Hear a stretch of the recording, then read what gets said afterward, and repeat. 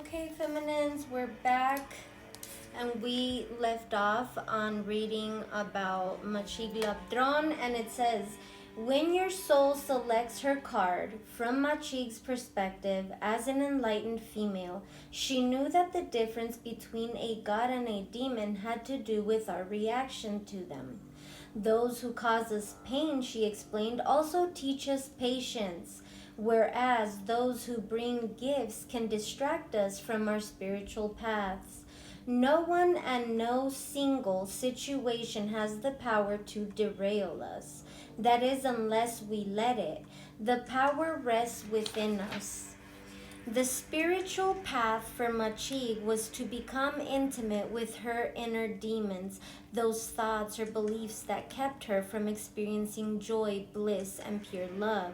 1:14 on my clock. It says, the darkness within us isn't actually dark. It often feels threatening because some aspect of our intuition knows that when we face it, we will reclaim a lost part of our soul.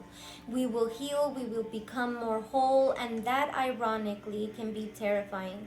We get so used to functioning with only one wing. We wonder, how can I fly now with two?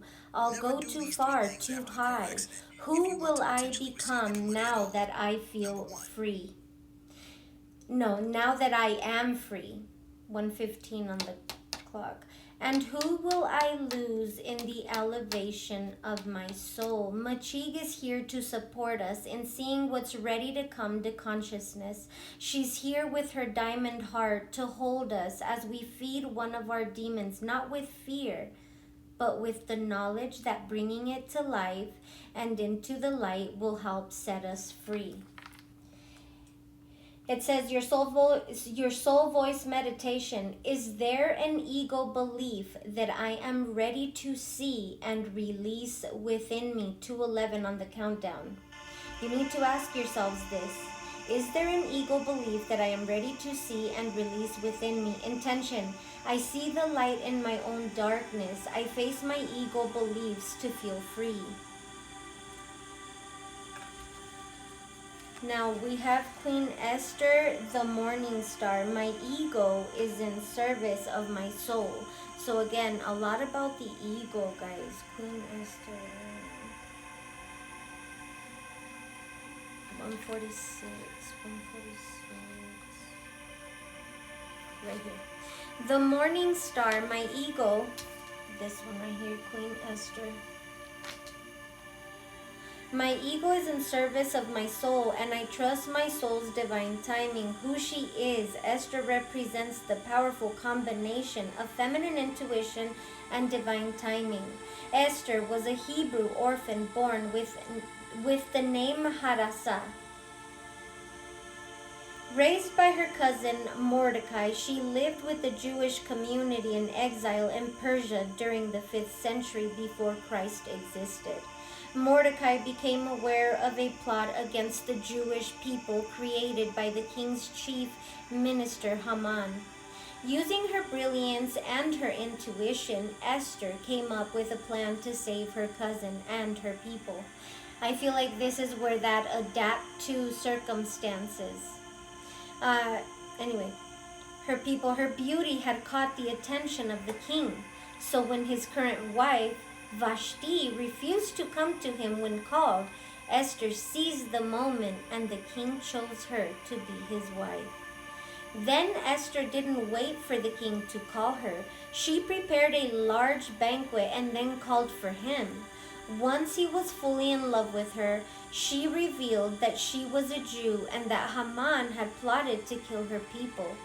The book of Esther in the Tanakh, or the Hebrew scriptures, is known as the scroll or the Megillah, and it is read twice out loud, once in the morning and in the evening during the festival of Purim, to celebrate the memory of Esther's brave actions. Her name is derived from the word meaning bright star or morning and evening star. This is the name she grew into when she courageously trusted her intuition and used its divine timing to save herself and her people. When your soul selects her card, the ego has a timetable that the soul couldn't care less about. When we are feeling stressed or threatened in some way, fear can be exceptionally loud and can inform the ego to work overtime in trying to get something accomplished or to manipulate something to happen. The natural flow of energy that that's always at work behind the scenes, the universe's capacity to assist us, then gets blocked. When we are in service of love, we are following the dictates of our soul, and the ego is in service. And when the ego is in service of the soul, divine timing ensues. Esther mastered this art even under extreme duress. Damn! They don't want me to say this. 551 on the countdown.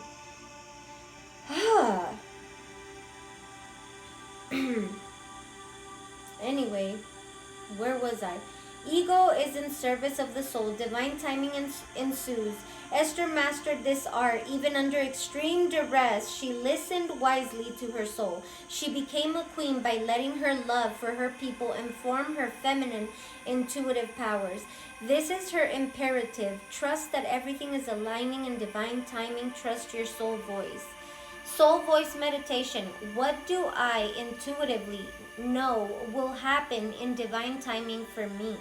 Ask yourselves that. What do I intuitively know will happen in divine timing for me? Your intention, you can say this. My ego is in service of my soul, and I trust my soul's divine timing. Now, let's read the bottom. Sarah Lakali, Queen of the Outsiders. I have arrived. I am where I will always be in love. Sarah Lakali. 210. Sorry guys, we're probably gonna do 7-11 on the countdown. We're probably gonna do a part 3.